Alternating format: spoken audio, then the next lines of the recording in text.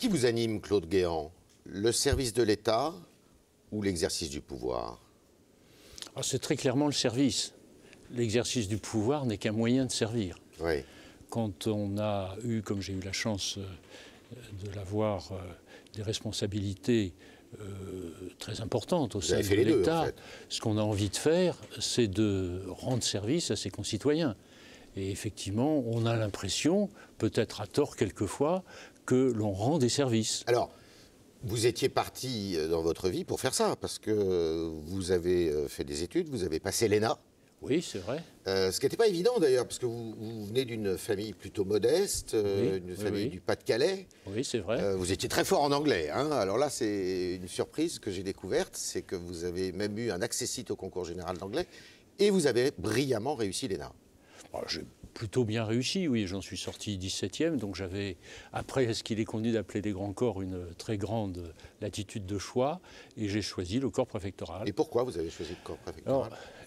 J'ai choisi le corps préfectoral précisément parce que, au cours du stage que pendant la scolarité j'avais fait en préfecture, c'était la préfecture des Deux-Sèvres, je me souviens, j'avais eu très clairement ce sentiment que l'on pouvait concrètement aider les gens.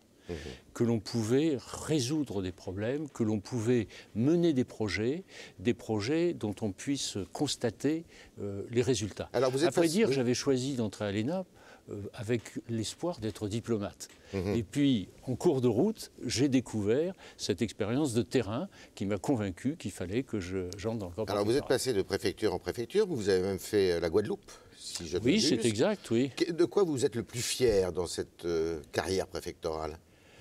Dans cette carrière préfectorale, j'ai une fierté qui a été, pour quelque chose qui a été remarqué d'ailleurs, que j'ai éprouvé lors de mon dernier poste territorial. J'étais préfet de la région de Bretagne et j'ai beaucoup lutté pour améliorer la qualité de l'eau.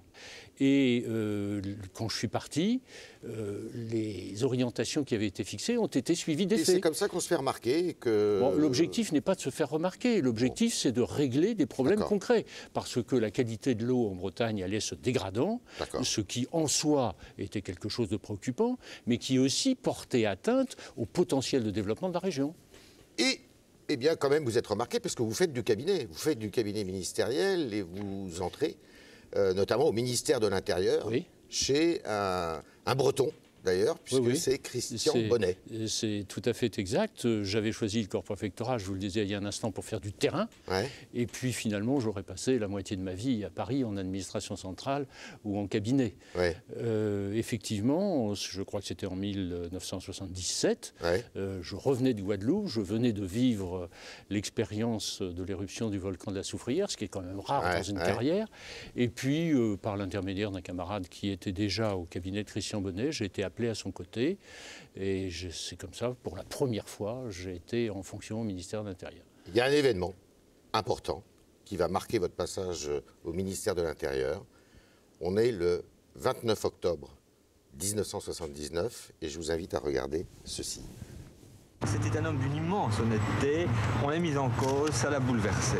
Pourtant c'est un homme qui a donné l'image d'un homme solide, au nerf d'acier, c'est un geste qui ne lui ressemble pas. Vous savez, je vais vous faire une confidence, on a beau être très solide, lorsque l'on vient sur un certain nombre de terrains, et je le sais pour avoir été moi aussi victime d'attaques, malgré votre solidité, et je dirais à cause de votre solidité, car l'équilibre est fragile, à cause de cette solidité, je crois qu'on est fragile.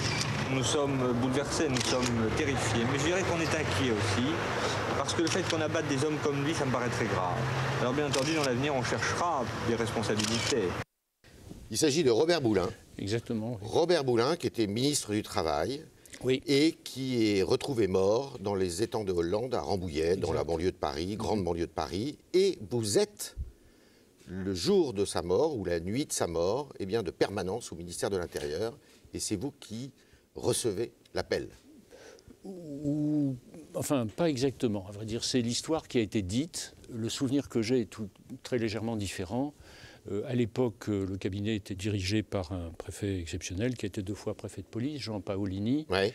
Et je dois dire que quels que soient les tours de permanence, surtout pour une affaire comme celle-là, c'était lui qui était dérangé. Donc c'est lui qui a été informé. Mais ce qui est vrai en revanche, c'est que très tôt le matin, le ministre ayant été informé, il a rassemblé son cabinet pour donner l'information, qui était effectivement une information tragique à beaucoup d'égards et dramatique sur le plan politique. Et vous, personnellement, parce que l'enquête, d'ailleurs, a montré qu'il s'était suicidé, mais cette enquête a été remise en question maintes fois, notamment par ses enfants, la sœur, oui, fils il continue de Robert à Boulin. mener un combat, Il a été suicidé ou il s'est suicidé? Il faut raconter un petit peu en 2 secondes. C'est une histoire de terrain constructible dans le Var, et Robert Boulin aurait demandé l'autorisation un petit peu par la bande au préfet du Var de rendre ce terrain constructible avec des échanges d'argent. Votre intime conviction sur ce sujet, c'est quoi? Bon, je n'ai qu'une intime conviction. Je n'ai pas mené l'enquête judiciaire et l'enquête se poursuit toujours, d'ailleurs, compte tenu des demandes qui sont faites par la famille de Robert Boulin et notamment sa fille. Mon intime conviction, c'est qu'il s'est suicidé, effectivement. Robert Boulin était un ministre de très très grande qualité, un homme de valeur, et je pense qu'il n'a pas supporté la perspective de l'opprobre. La politique, c'est quand même... violent, la politique. La politique, c'est très violent. Sous Valéry Giscard d'Estaing, c'est très violent. 3 hommes politiques meurent dans des circonstances étranges. Jean de Breuil, assassiné en 1976. Robert Boulin. Vous pensez qu'il s'est suicidé, mais c'était en 1979. Mais ça n'est qu'une intime conviction. Joseph Fontanet, meurt assassiné dans le 16e arrondissement en 1980. Je me souviens très bien de l'assassinat de Joseph Fontanet. Christian Bonnet, qui avait beaucoup de relations personnelles avec lui, était absolument bouleversé. Et je puis dire qu'il a vraiment fait l'impossible en mobilisant la totalité des services d'enquête pour essayer d'élucider cette affaire. Et cette affaire n'a jamais été élucidée, alors que les circonstances étaient d'une banalité totale. Enfin, et vous vous rendez compte là que la politique est violente? Ah oui, mais elle n'est pas violente seulement dans ces circonstances-là. Elle est violente tout le temps. Elle est violente tout le temps. Je suis tombé en politique un peu sur le tard. Je dois dire que ça n'a rien à voir entre le fait d'exercer une responsabilité politique et le fait d'être un collaborateur de haut niveau dans un gouvernement. Ça n'a rien à voir. Donc ça n'a rien à voir d'être haut fonctionnaire et d'être en première ligne. Moi, je me souviens, quand j'étais ministre, un jour sort dans le Nouvel Observateur une information, c'était un petit article, selon laquelle j'aurais emmené mes enfants au cirque, le cirque Grus, dans la période de Noël, gratuitement, et en plus en bénéficiant d'une après-midi réservée pour le Figaro. Bon, il n'était rien de tel, mais j'ai dû, c'est quand même extraordinaire, donner la photocopie de ma carte bleue. Donc la calomnie, ça fait partie intégrante de la politique. Ça fait partie. Et c'est vraiment tout à fait insupportable. Et alors pourquoi ? Quelles que soient les personnes, quels que soient les partis. Et je dois dire d'ailleurs que cette violence se trouve entre adversaires, si je puis dire, mais aussi au sein des mêmes familles politiques. Il faut plus se méfier de ses amis que de ses ennemis? D'une certaine façon, oui, parce qu'on ne s'attend pas à ce que les amis vous mettent des pots de banane ou bien montent des chantiers contre vous. Alors, il y a cette Mais il y a une concurrence. Il y a cette violence politique que vous décrivez, la calomnie, l'opprobre. Oui.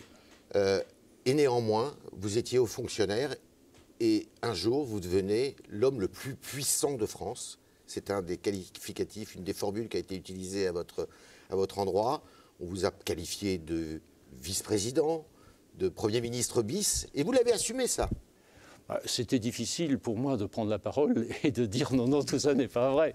Enfin, c'était passablement ridicule. Oui. Bon, je dois dire que ces qualificatifs n'ont pas fait un bien formidable. D'ailleurs, ils n'ont pas amené que des amis.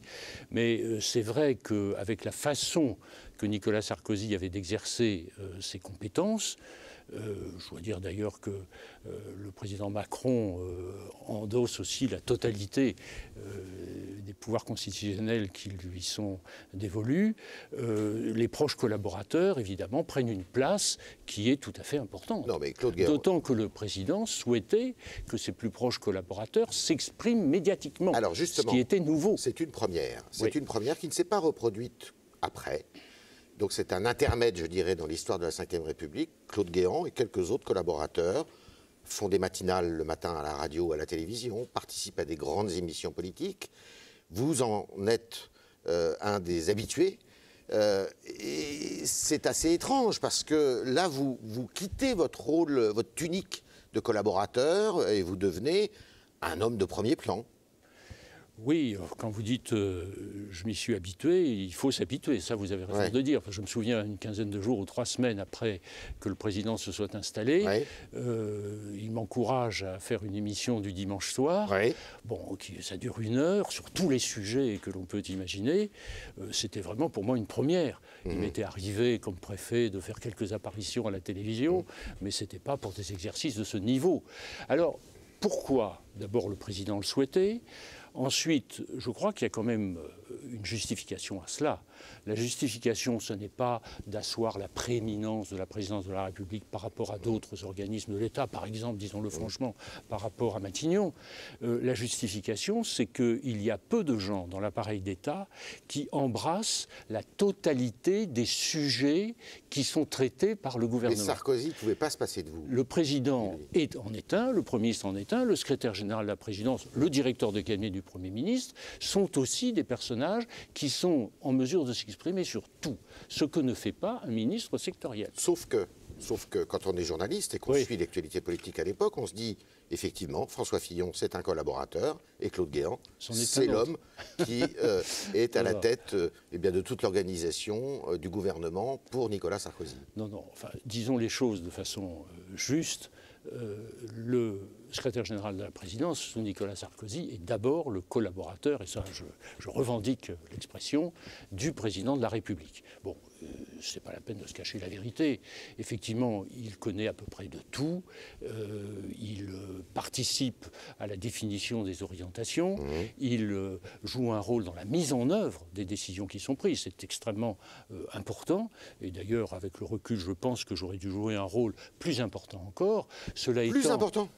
Oui. En dépit des coups que vous avez pu prendre ? Oui, parce qu'on le voit bien, aujourd'hui, il apparaît clairement que l'entourage de M. Macron joue un rôle d'une extrême précision dans la mise en œuvre des décisions. Mais pas médiatiquement. Mais pas médiatiquement. Mais j'évoquais là la mise en œuvre des décisions. C'est là que je disais à l'instant que j'aurais dû jouer un rôle plus important encore, parce que un gouvernement, ça doit être tenu d'une façon très étroite. Alors le Premier ministre joue son rôle, et le Premier ministre par rapport au secrétaire général est celui quand même qui représente le pouvoir par rapport aux assemblées. C'est un rôle qui est tout à fait considérable, et François Fillon d'ailleurs jouissait d'une très grande confiance. Vous entendiez bien avec Fillon ? Oui, nous nous entendions bien, nous nous voyions souvent, il m'invitait à déjeuner de chaque mois et nous balayions l'ensemble des choses, et avec ses collaborateurs, tous les lundis, nous nous voyons également. Alors, vous êtes secrétaire général de l'Élysée un temps, après vous devenez ministre de l'Intérieur en février 2011. Fin février 2011. Voilà, vous remplacez Brice Hortefeux, et là ça vous correspond, vous êtes un homme d'ordre, vous êtes un homme de sécurité, vous avez cette réputation, ancien préfet, et vous prenez une circulaire sur l'immigration qui empêche les étudiants étrangers de travailler en même temps qu'ils font leurs études. Vous regrettez cette circulaire qui a fait couler beaucoup d'encre ? Ce que je regrette dans cette affaire, c'est de n'avoir pas suffisamment à temps modifié cette circulaire comme j'ai fini par le faire. Cette circulaire... Elle était mal comprise. Et vous en êtes la traduction à l'instant, Yves Tréhard, a été très mal comprise. Elle ne faisait que rappeler le droit. Une disposition législative qui avait été introduite par Nicolas Sarkozy, ministre de l'Intérieur, quelques années plus tôt, qui, contrairement à l'idée reçue et que vous venez de traduire, était une circulaire qui avantageait les étudiants étrangers, puisqu'elle leur permettait, à l'issue de leurs études, d'avoir une expérience professionnelle. Mais ce que je disais dans ma circulaire, c'est qu'une fois l'expérience professionnelle acquise, ce qui était une sorte de complément de formation, eh bien, il n'y avait pas pour autant un droit au séjour. Alors, l'immigration, c'est un des grands sujets de Nicolas Sarkozy et du vôtre pendant que vous êtes ministre de l'Intérieur. Et je vous invite à regarder cette citation que vous avez prononcée lors d'un discours. Contrairement à ce que l'idéologie relativiste de gauche, pour nous, toutes les civilisations ne se valent pas, celles qui défendent l'humanité nous paraissent plus avancées que celles qui la nient. Alors, c'est une phrase qui a fait couler beaucoup d'encre. Dans ce discours que vous avez prononcé lors d'un colloque. Qu'est-ce que vous vouliez dire? Vous vouliez dire qu'aujourd'hui, on a tendance à tout relativiser et que les civilisations, eh bien, il y en a qui sont supérieures à d'autres? Oui, ce que je voulais dire, c'est qu'effectivement, il y a des valeurs qui, pour un Français qui est l'héritier de son pays, d'une vieille culture, qui a la chance de vivre dans un pays de liberté, de respect des idées, de liberté d'expression, d'égalité entre les femmes et les hommes. Ce sont aussi des thèmes qui complétaient cette phrase. Il devrait être évident de préférer cette civilisation à d'autres civilisations qui nient l'égalité entre les hommes et les femmes, qui nient les libertés, qui nient l'humanité. Et ça me semblait aller tellement de soi. Et c'était annonciateur de ce qui s'est passé après? C'est évident. Je me souviens très bien que quelques années plus tard, lorsqu'il y a eu les attentats contre Charlie Hebdo, les attentats du Bataclan, etc., tous les responsables politiques qui, à l'époque, m'avaient critiqué pour ne pas respecter suffisamment les différences de civilisation, la diversité, eux venaient à la télévision pour expliquer qu'il n'y avait qu'une civilisation qui était la nôtre, ce qui n'était pas du tout le point de vue que j'avais exprimé. Il y a plusieurs civilisations. Ceci dit, je pense qu'un Français devrait rester fidèle aux caractéristiques de sa propre civilisation. Alors, avec Nicolas Sarkozy, vous avez connu le sommet. Vous êtes parti très haut. Vous étiez l'homme le plus puissant de France, c'est ce qu'un journal avait dit, ce qui était faux, mais c'est quand même... Et puis quand même, le pouvoir, ça donne le vertige, non, parfois? Parce qu'avec Nicolas Sarkozy, vous avez aussi connu l'autre versant. C'est-à-dire qu'en 2012, Nicolas Sarkozy n'est pas réélu président de la République. Nous avons connu l'échec, oui, bien sûr. L'échec, alors c'est l'échec politique, mais c'est aussi, d'une certaine façon, une chute qui est semée d'embûches, avec des affaires qui arrivent. Alors, il y a évidemment Mouammar Kadhafi, il y a l'affaire des comptes de campagne, des sondages, du Crédit Lyonnais, des primes de cabinet, beaucoup d'affaires comme ça. Des affaires qui sont pour certaines d'entre elles pendantes. Est-ce que vous en voulez à Nicolas Sarkozy de vous avoir entraîné sur cette pente-là? Ou est-ce que vous attendiez pas à ce que tout ça surgisse? D'abord, je ne veux pas du tout à Nicolas Sarkozy, qui souffre autant que moi, d'ailleurs, de la façon dont ces prétendues affaires sont traitées. Mais c'est vrai, et ça fait partie de la violence que vous évoquiez tout à l'heure, je ne m'attendais pas à ce déferlement judiciaire d'abord, et puis ensuite médiatique qui a entouré les initiatives judiciaires. Certaines de ces initiatives, d'ailleurs, j'ai eu de l'occasion de le dire, mais ne sont pas nées comme ça. Et bizarrement, quand je le dis, ça n'est jamais relayé. Elles sont nées d'où? Bon, il y a eu, je le sais, j'en suis absolument certain, un complot politico-judiciaro-médiatique. Mais de la part de qui? Moi, je peux dire, Yves Tréhard, avec certitude, que lorsque M. Valls était ministre de l'Intérieur, il avait créé une structure, enfin, il existait, je ne sais pas si c'est lui qui l'avait créé, il existait au sein de son cabinet une structure qui se chargeait de mon cas. De votre cas personnellement? Absolument. Mais on a parlé d'un cabinet noir de François Hollande. Moi, je n'ai jamais utilisé cette expression, mais je dis qu'il y avait une structure qui, effectivement, suivait avec le concours de la police judiciaire, un certain nombre d'affaires, distiller les fuites, organiser l'orchestration médiatique. Mais vous qui étiez familier du pouvoir, qui l'aviez exercé, qui connaissez tous les rouages de la machine, Vous vous attendiez pas à ce qu'il y ait justement ce retour de bâton? Je ne m'attendais pas à cela parce que personnellement, je n'ai jamais eu de telles pratiques. Vous n'avez jamais essayé de savoir ce que faisaient vos adversaires politiques, Nicolas Sarkozy? Je n'ai jamais instrumentalisé la police ou la justice. Jamais. Et aujourd'hui, dans quel état d'esprit vous êtes vis-à-vis de toutes ces affaires-là? Bon, j'ai de la tristesse, de l'amertume, évidemment. Je dois dire que mon appréciation sur la justice a un peu évolué. Elle n'est plus aussi positive qu'elle l'était. Vous savez, les hommes politiques tout le temps disent « j'ai confiance dans la justice de mon pays ». Je pense que l'expression est trop générale. Alors, mais enfin, écoutez, la vie continue. Ça vous a amené à rencontrer des gens, vous, qui avez plutôt une image d'homme sérieux, austère, parfois un peu janséniste, de drôles de personnages. Ziad Takieddine, Alexandre Djouri, Mouammar Kadhafi. Tiens, on va se rappeler un petit souvenir. Elles attendaient ces retrouvailles depuis 8 ans, leurs proches aussi. Sur le tarmac de l'aéroport de Sofia, ce sont des embrassades passionnées. Derrière les 5 infirmières et le médecin bulgare, les acteurs de leur libération. Cécilia Sarkozy, la commissaire européenne Bettina Ferrero-Waldner, qui s'active depuis 2 ans sur ce dossier. Enfin, Claude Guéant, secrétaire général de l'Élysée. Ce qui était dur, c'est d'obtenir la décision de libération. C'était ça l'objectif, et c'est ça qui a été très difficile, parce que jusqu'à l'arrivée à l'aéroport de Tripoli ce matin des infirmières, vers 6 heures, nous avons douté. Jusqu'au bout, nous avons douté. Alors là, vous étiez donc à l'aéroport de Sofia, vous avez joué un rôle dans cette libération, c'était à la fin de l'été 2007, vous veniez d'arriver d'ailleurs à l'Élysée. Oui, la libération est intervenue, je crois, le 24. C'est ça. Et 24 juillet. Et je vois que c'était après une nuit blanche, puisque je ne suis pas rasé. D'accord.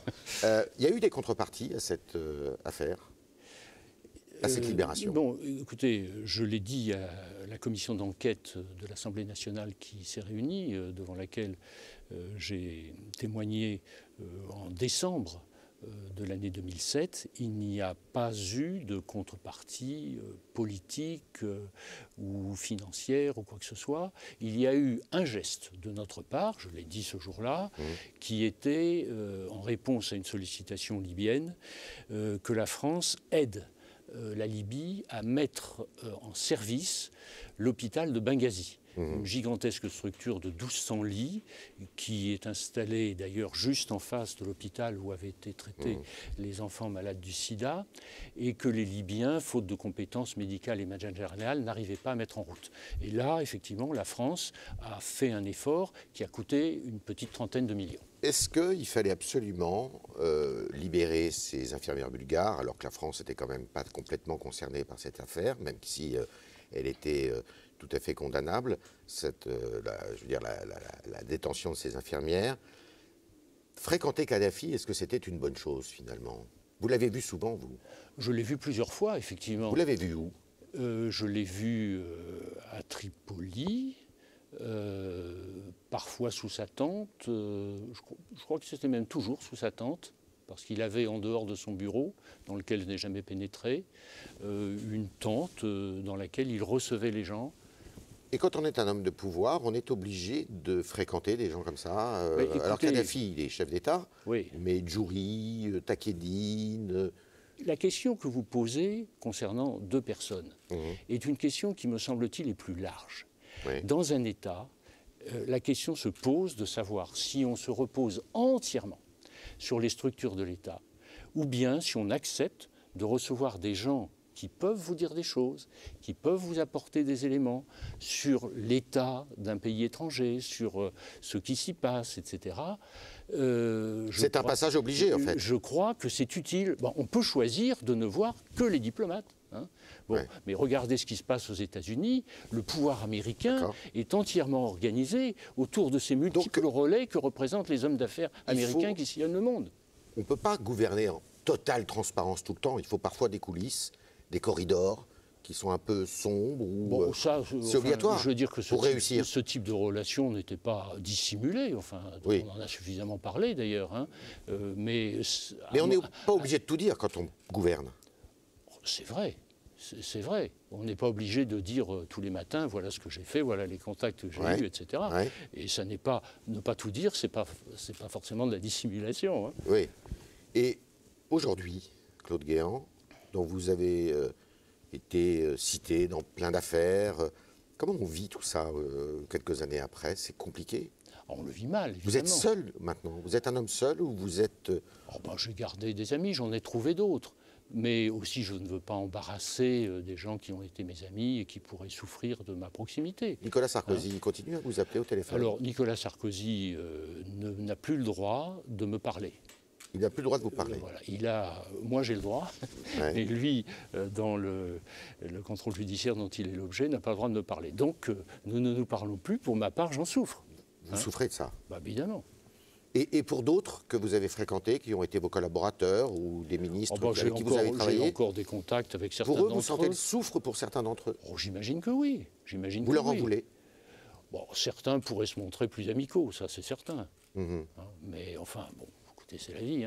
C'est la vie. Je n'oublie pas que la contrepartie de ce dont je souffre, ça a été une formidable expérience au service des Français. Et ça, vous les gardez gravés en mémoire? Ah, ça, c'est fantastique. Et les Français, quand vous les croisez dans la rue, qui vous reconnaissent évidemment, puisque vous avez été un personnage public, est-ce qu'ils vous félicitent ou il y en a qui détournent le regard? Le temps passe.